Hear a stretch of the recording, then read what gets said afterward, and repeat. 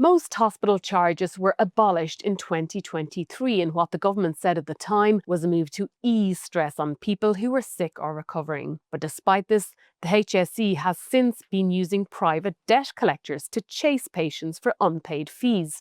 And since 2023, these companies have been paid €1.2 million. The HSE uses private companies to chase patients, including Debitask, LCMS, Garwan, and CMOS. More than €500,000 was paid by the health services to these companies in 2024, and €279,000 was paid to them from January to November in 2025.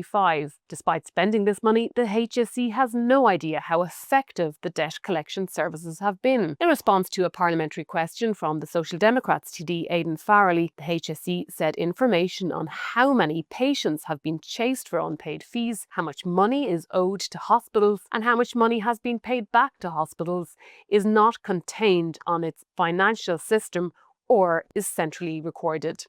The Irish Patients Association said this exposes a serious failure of accountability. It says that debt letters and legal threats arrive when people are sick, frightened, or already under financial strain. And the Irish Patients Association asked, if the HSE can't even count how often this is happening, how does it know what service is being paid for? The Social Democrat says the use of debt collectors by hospitals should be stopped altogether.